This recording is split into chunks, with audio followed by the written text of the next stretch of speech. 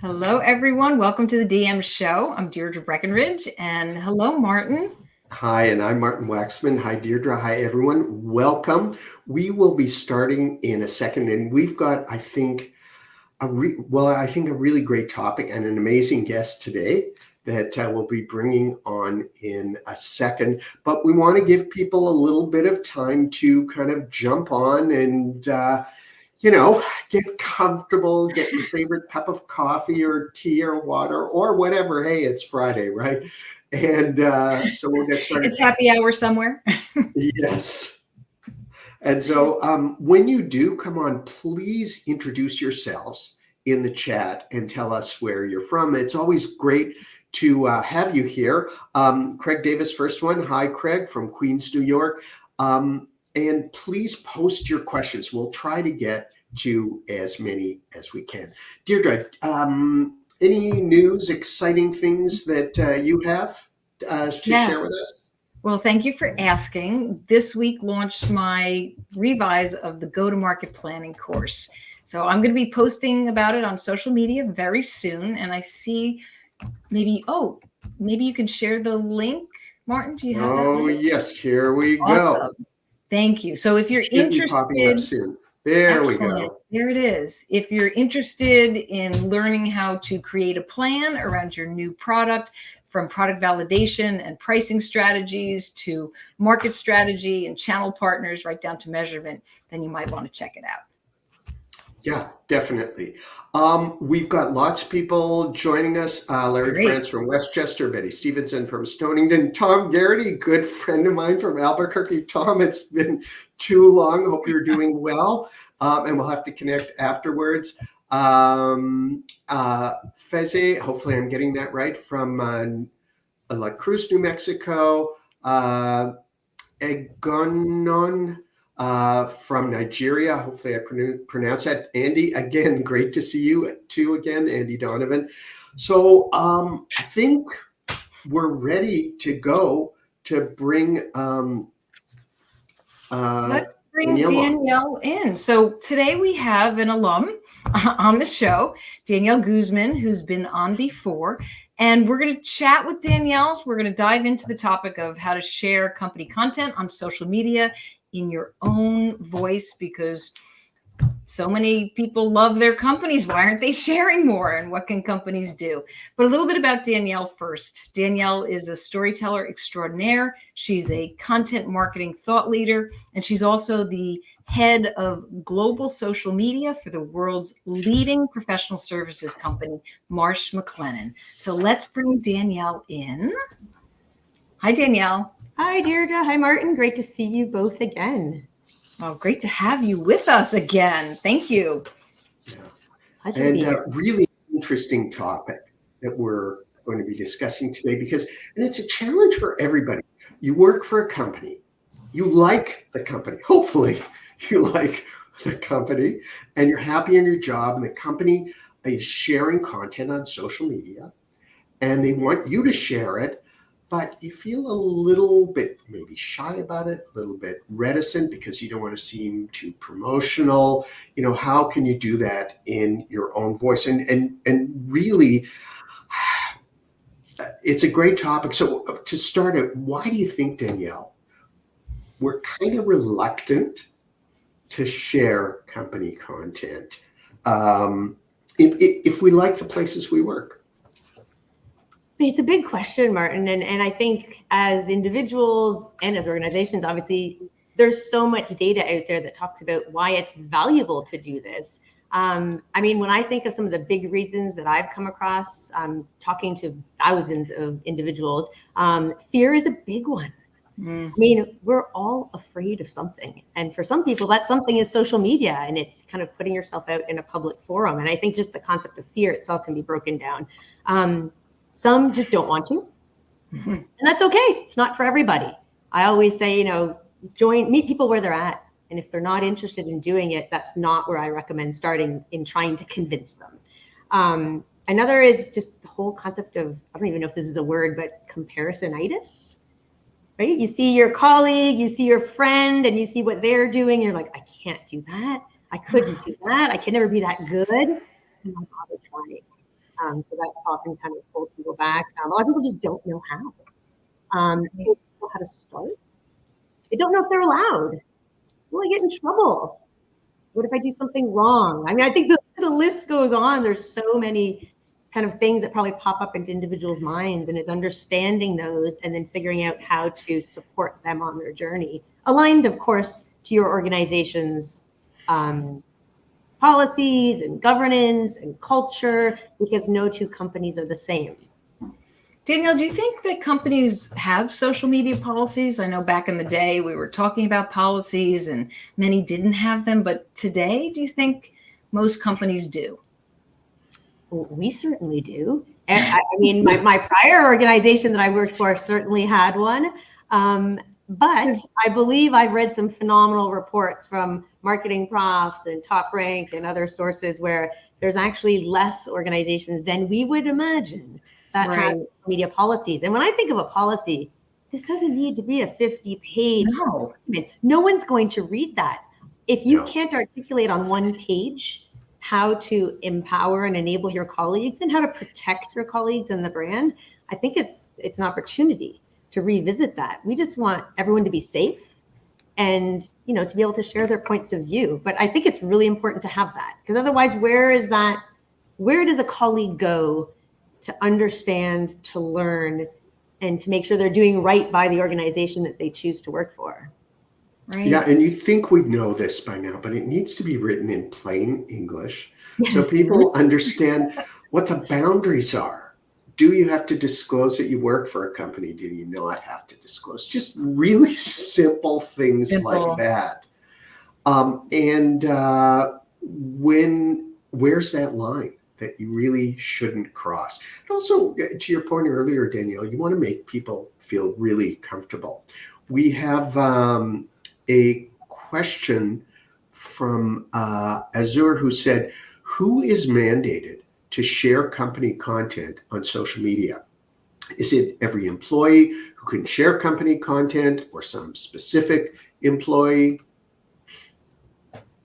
I think that's a great question. And I think that's going to vary by organization. But if I were joining an organization, and when I do join organizations, I always ask about what their policy is around just having a digital presence.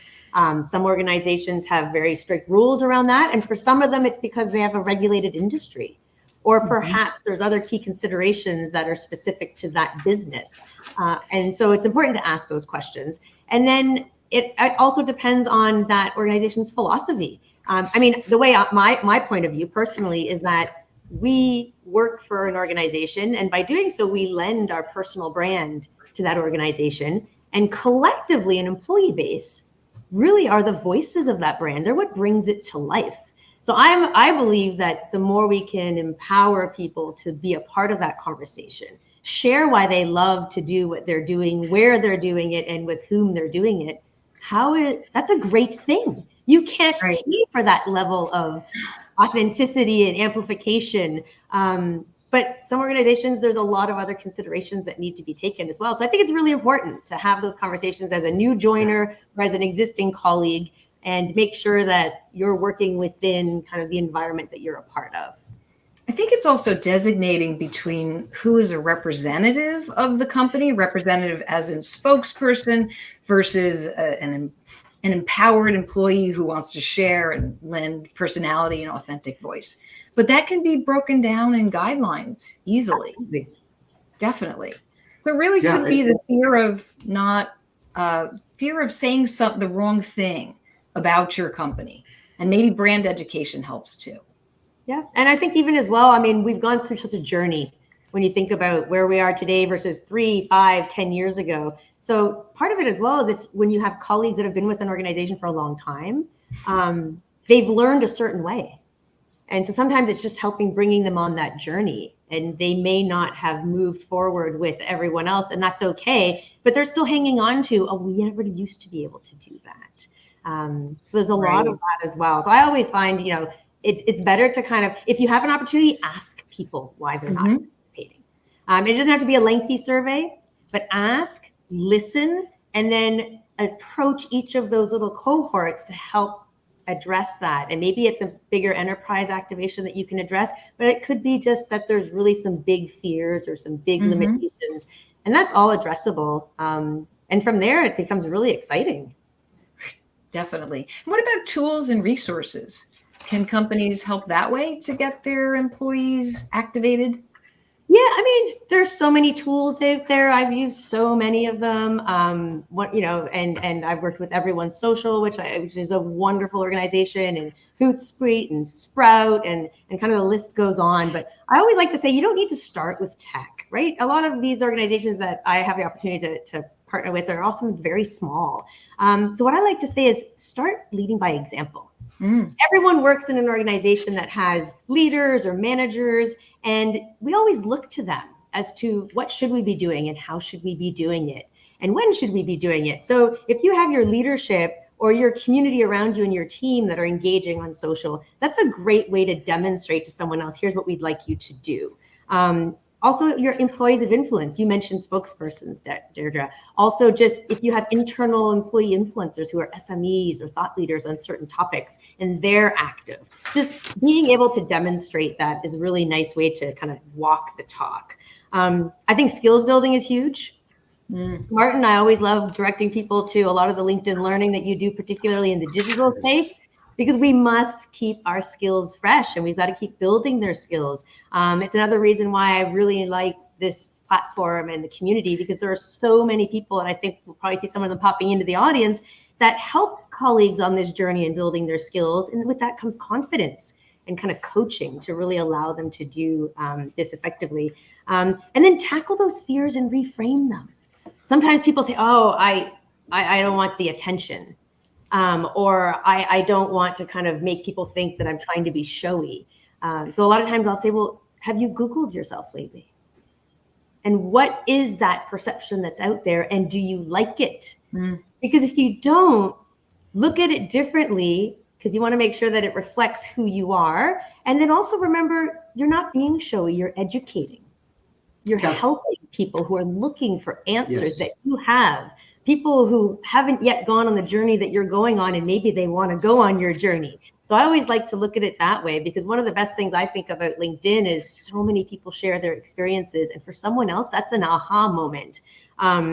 So, take that. If you look at it that way, we all want to give. We all want to be kind. Yes. And so it becomes less about, I don't know, trying to just have that limelight. We've got a few comments. So David Perry, who says hello, says to you, Danielle, says start with a habit, which is a really good point. Debbie Fries, who also says thank you earlier for the top ranked marketing mention. Great point. If the executive team is leading and sharing content on social, employees will feel more comfortable sharing. And Gahan said, lead by example. A great tip that you just gave. The initiatives always have to come from the top and walk the talk. Thank you. And the other thing is, it's a two-way street. So companies can share employee content too and celebrate their employees, because suddenly, it opens the door for so much more engagement, because you see, hey, here you have a brand that's kind of playful and fun and likes the people, or shows they like the people who work with them on social media. That's a good thing. It's risky, of course. All of this isn't without its a risk, but it makes that workplace one that, I would look at and go, I want to be there. It's a great point, actually, and the way you phrased that, Martin, and you mentioned Debbie was in the audience. So hi, Debbie. I'll look forward to jumping into the comments after today's session. But thinking of Debbie makes me think of influencers, and when I think of influencers, I think of employees, because employees themselves can be influencers for the brand. And Martin, to the point that you just made, co-creation, right? We think about best practices for working with external influencers, and part of that is building with them, not for them and handing it over to them. So I always encourage the same when we're working with colleagues. Co-create with our SMEs, co-create with those leaders, co-create with those employees that are passionate about that particular initiative. That way they go out and it's a part of them. And whether it's on the company page or it's on their profiles, it has that voice that's just a little bit different. And just don't put the brand on everything. We don't need a logo in order for something to seem real or be taken seriously. Often we kind of rely on that a little bit too much. Rely on our people, rely on individuals. Having the employee stamp of approval is so important. And Danielle, just based on what you've said, I think that employees feel so much better and invested when you have that co-creation collaboration. It's a win-win. It is. It was quite a while ago, but there's a podcast that I listened to where it talked about kind of customer experience and who are our customers. And I always like to think our employees are our first customer, not the buyer. And so wouldn't you want to have them a part of everything? And if you trust them so much to hire them, shouldn't we empower them? Even if it is with guidelines, to bring their points of view forward, because they are ultimately who is talking to our actual kind of buying customer. Exactly. Yeah. And your point about logos is a great one. And in fact, if anyone noticed just now, we had the wrong background. So I just switched to our non-graphic card background to make this a little easier to watch. One of the benefits of being live is you can do things in real time and exactly. Say sorry. So Morton, were there other comments? Because I have an AI question that I wanted to bring up, but if there were a couple more comments, so why don't we get to those? Perfect. Oh my gosh, let me, our first one, because there were quite a few of them, is from Daniel Davidson, and here it is. Our team often provides initiative-specific templates, prompts, and fill-in-the-blank statements for employees who may want to post but are unsure what to say. Seems to work. That's a really good idea for that.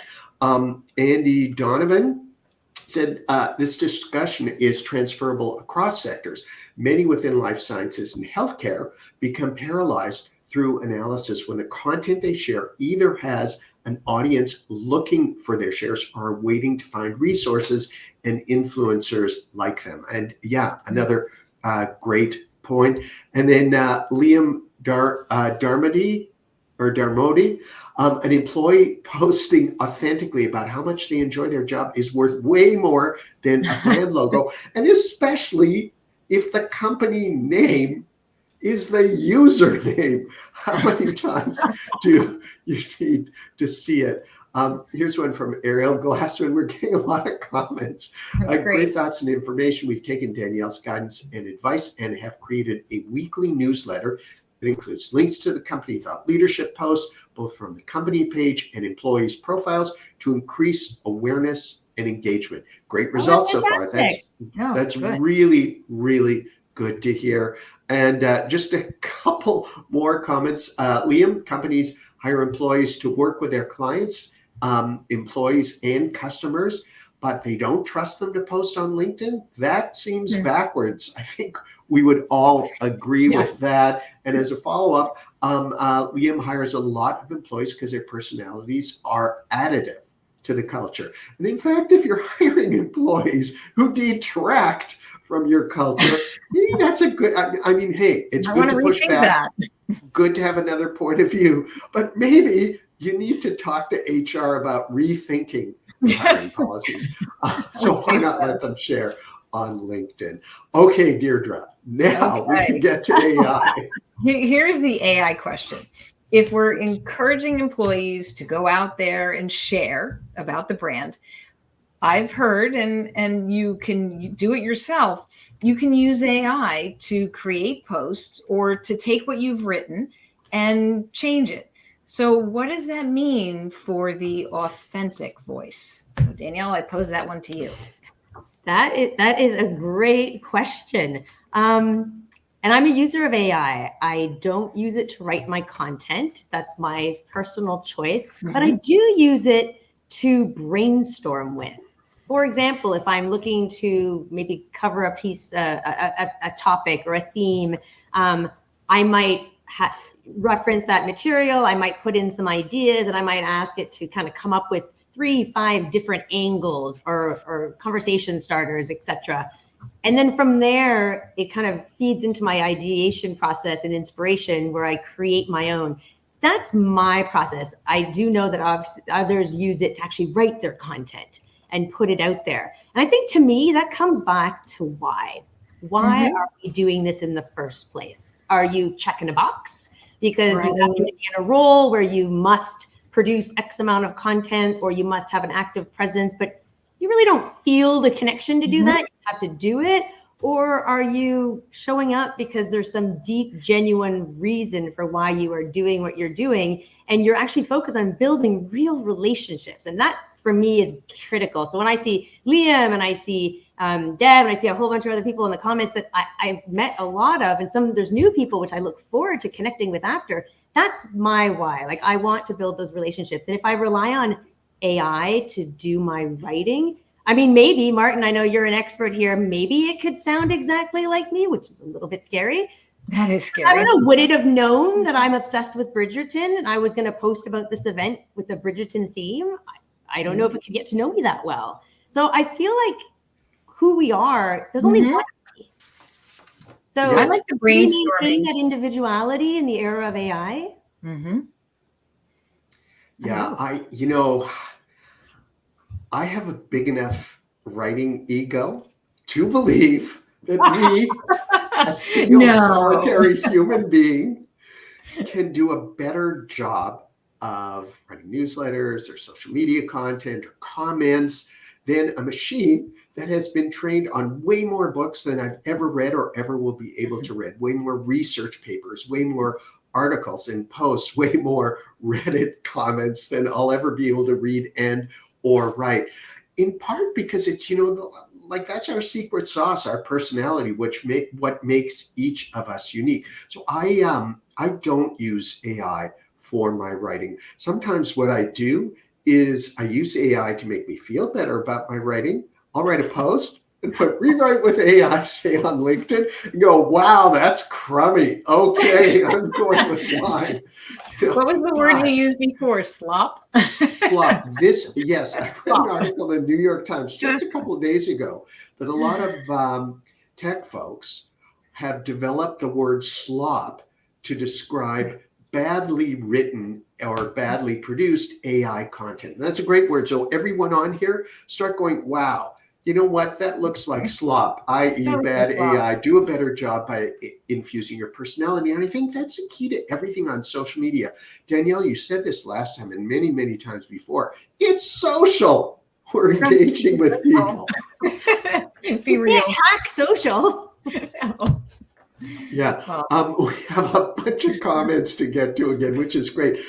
So as you said, there are instances where a company, let me just pop it up here. There are instances where some employees of a company share content of, okay, we're going to get to this question in a second. So I'm going to hide that, Asia, because it's one worth discussing. Melissa said, please, and I will add a third, please. Don't write posts with AI or comments. And I would like second and third and fourth that on comments, because those comments that just summarize what was written in the initial post or newsletter, like, how do you respond to that? Use it as a tool, not as a replacement for your own voice. Danielle is exactly right. Brainstorm or iterate. Please don't copy paste AI verbatim. It is so inauthentic, and AI does make mistakes. And that is a really well written comment too, Melissa. So thank you for that. Great advice. Yes, you can tell AI. I mean, maybe in the future you won't be able to, but right now it does make mistakes, and the words that are used don't sound authentic. Yeah. Shell Holtz, who says hello to both of us in the comments. Shell. Deirdre. Yeah, it's great to see Shell. It's a good friend of ours. Writing is the least interesting thing generative AI does, but I have used it to get me off a blank screen. For example, I'll ask for 5 leads, each taking a different approach for the article. I never use what it gives me, but it almost always helps me get started. And I think that's a really great point, Shell. It's like the diamond in the rough. Yes. And so we want to kind of look at it, say, oh, okay, yeah, right. Take this piece, take this piece. Ooh, that gives me a new idea. And that's the way to go. Great usage. AI commenting is just mind-boggling. I mean, come on. Either you want to converse on LinkedIn with others or you don't. If you don't, then don't. And don't. Yeah. Liam, you're warming my heart right now. That is so to the point. I always love following Liam for the candidacy of just saying it the way it is and then how to actually approach it correctly. Martin, I wanted to just go back. I don't know if we saw the comment from Alejandra. There was two. One was, and yes. I think maybe how to start an employee advocacy program. And I thought maybe we could cover that in like really 30 seconds. And I saw her second where she was saying where the board of directors aren't very interested. What I would recommend, Alejandra, and again, I'm happy to chat with you separately if helpful, but go bottom up. You can go grassroots. You don't have to go top down. And if you are managing social media in any capacity or can partner with your social media team and get access to any campaign or a part of the business where you can just look at a period of time and grab the performance of the company page. And then at the same time, grab the performance of 3, 5, 10 employees who are having a conversation on that topic and put that data side by side. You're going to immediately see the differences between your engagement. You're not going to see the click-throughs because you won't have UTMs coded probably on the employee content, et cetera. But just from an impressions or reach and engagement perspective, you're going to be able to show the multiplier effect of those colleagues. And now you can go back to them because every organization wants to get their brand reach and they want to get that engagement. And they're going to quickly realize that the employees can do that. And imagine if you actually systemize that. And from there, you can kind of build out.